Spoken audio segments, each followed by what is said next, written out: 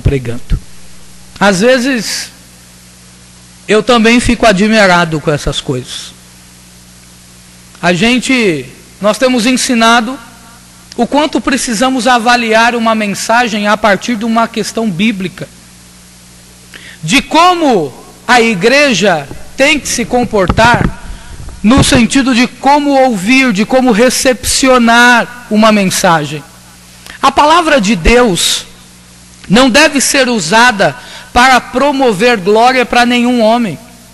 A palavra de Deus deve ser pregada para que a glória seja dada a Cristo. Quando eu prego a palavra de Deus aos irmãos, eu não devo produzir nos irmãos por mim mesmo nada de espiritualidade. Os irmãos não são marionetes em que eu tenho que ficar dizendo: levanta a mão para a direita, levanta a mão para a esquerda, põe a mão no ombro do seu irmão e diga isso ou fale aquilo outro, dê glória a Deus por isso ou por aquilo outro. Não é esse tipo de adoração que Deus espera da igreja. Deus espera da igreja uma adoração voluntária. Eu, quando prego a palavra de Deus aos irmãos, não tenho o direito de produzir em vocês uma coisa que vocês não estão sentindo. Tudo o que você tem que fazer aqui na igreja, no culto, e tem que glorificar a Deus, sim. E tem que levantar a mão para o céu e dizer aleluia, sim. E tem que fazer tudo o que Deus colocar no seu coração para fazer, que seja para a glória dele, mas tudo isso por livre e espontânea vontade. Eu, como pregador do evangelho, não posso coagir a igreja a fazer nada, porque um ou outro pode até estar sentindo em levantar a mão e glorificar a Deus. O restante vai levantar só para não mostrar que é carnal ou que não está sentindo a Jesus. Que adoração fingida é essa que Deus recebe? Que adoração é essa que Deus recebe mecânica, em que eu aperto um dispositivo e digo faça isso e todo mundo faz? Deus não recebe esse tipo de adoração produzida por homens. O que Deus quer é um coração contrito, voluntário na sua presença. Nós somos pentecostais, sim, e o pentecostalismo não ensina que temos que ser mecânicos. Nós precisamos ser voluntários. A nossa adoração tem que ser voluntária ao Senhor. E como eu fico triste quando algum manipulador vem aqui e usa o púlpito e os irmãos vão. Como eu me admiro disso. Jesus chamou cada um de nós aqui para avaliarmos criteriosamente o que estamos oferecendo para Ele. Jesus não recebe sacrifício de tolo. Jesus quer que a gente dê o nosso melhor para Ele, o melhor glória a Deus, a melhor palma que a gente tem que dar para Ele, o melhor louvor. O que eu tenho que oferecer para o Senhor tem que ser o melhor e de verdade.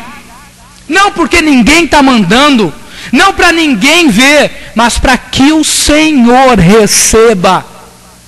Essa é a razão da glorificação. Esse é o motivo da glorificação. É o Senhor que é o centro dela e não ninguém. Eu não tenho que produzir nada em você, porque senão o meu único objetivo, a minha única razão de estar fazendo isso, é para que eu seja o bom pregador. É para que eu seja o pregador que quando prego todo mundo glorifica a Deus. Quem foi que disse que o meu sermão é medido pelo decibéis de glória a Deus na igreja? Quem foi que disse que o ensino da palavra de Deus é medido pela quantidade de pessoas que falam línguas estranhas no momento dele? Não, o sucesso do sermão está na aplicação que o pregador teve em prepará-lo e entregá-lo com sinceridade diante de Deus. Então, para você que prega a palavra de Deus, para você que ensina a palavra de Deus, não busque glória humana. O seu objetivo é pregar a palavra de Deus como ela é. Quem faz o milagre na vida das pessoas é o Senhor. Quem opera, quem cura, quem derrama os dons, quem derrama o poder, não somos nós, é Deus. A Ele toda a glória. Paulo então estava admirado com a igreja que estava tão depressa, tão rápido, deixando aquilo que ele havia ensinado para adotar um outro estilo de vida. Paulo demonstra aqui no início do versículo 6, que esse abandono, esse deixar o evangelho para ir para outro, é rejeitar o próprio Deus. Olha como ele diz: maravilho-me de que tão depressa passasseis daquele que vos chamou a graça de Cristo para outro evangelho. Rejeitar o evangelho puro de Jesus Cristo é rejeitar o próprio Deus. De novo aqui Paulo enfatiza a origem da salvação. A salvação não é originada em homem algum. A nossa salvação é originada em Deus. Quem nos chamou para a sua graça não foi nenhum pastor, não foi nenhum homem. Quem nos chamou foi Deus. Foi Deus que nos chamou para a graça em Cristo Jesus. E quando nós desprezamos a palavra de Deus, o ensino da palavra de Deus, o evangelho de Jesus Cristo, estamos desprezando o próprio Deus. Essa rejeição, esse abandono dos irmãos lá, os Gálatas, é evidenciado nessa disposição para seguir outro evangelho, que na verdade não é evangelho. Ele explica isso no início do versículo de número 7. Olha como ele trata esse evangelho que estão pregando lá, o qual não é outro.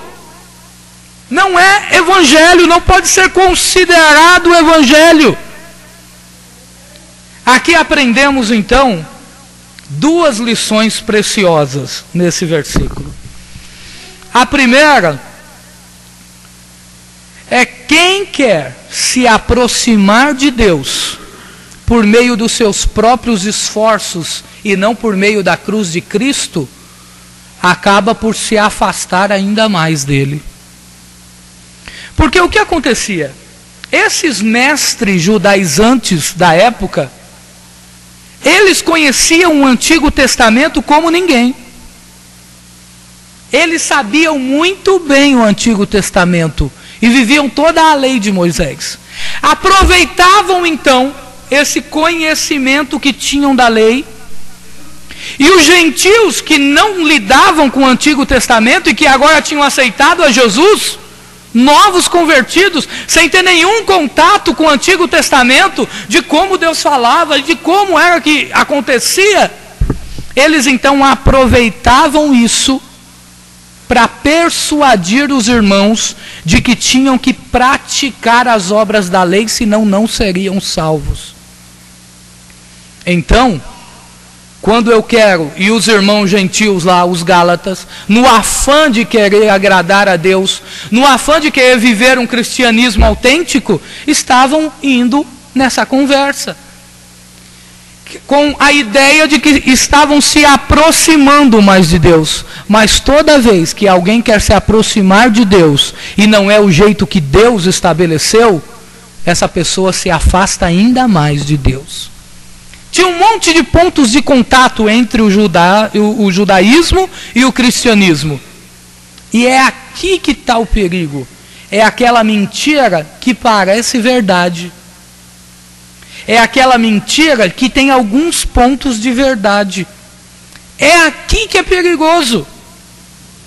É aqui que complica, porque fica difícil de discernir que é de fato uma mentira. Porque não existe meia verdade. E esse é o problema, por exemplo, das igrejas neopentecostais. Tem muita coisa que eles falam lá, que nós falamos aqui também. E aí o povo escuta tudo aquilo e diz: não, isso é verdade. Mas eu não posso abraçar a fé por alguns pontos. Eu tenho que abraçar o pacote todo. e no pacote todo é difícil engolir essa turma. Não dá.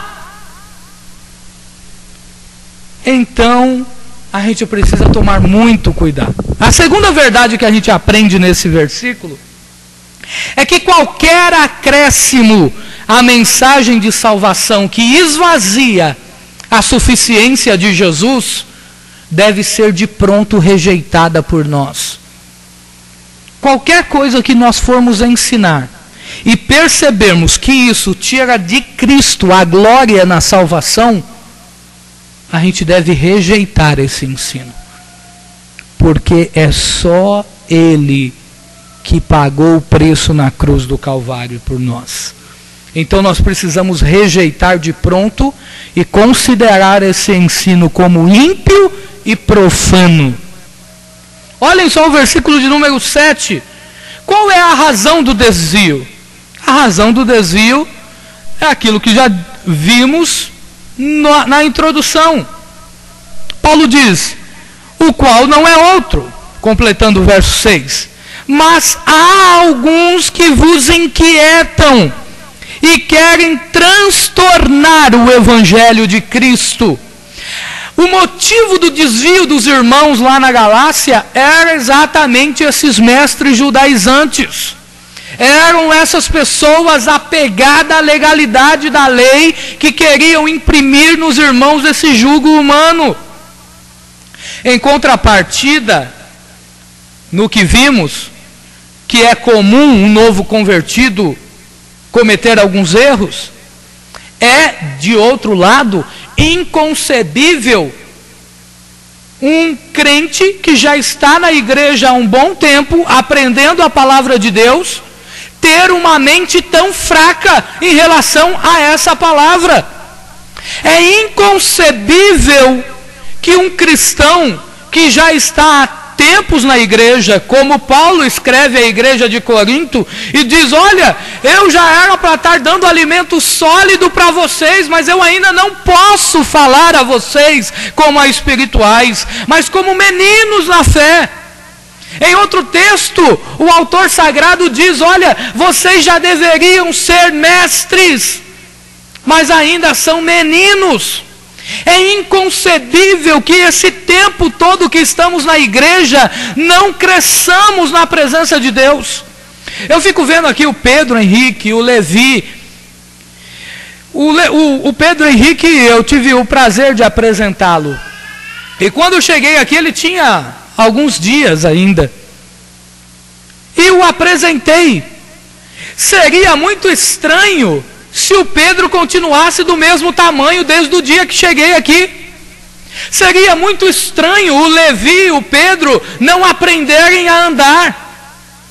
Então às vezes os irmãos veem ele andando aí na igreja, não se incomoda não, presta atenção na palavra de Deus, criança é assim mesmo. O que não pode é um adulto ficar fazendo isso, mas criança a gente compreende. Mas o Levi e o Pedro vão crescer. E a expectativa é que à medida em que vão crescendo, vão absorvendo e aprendendo as coisas.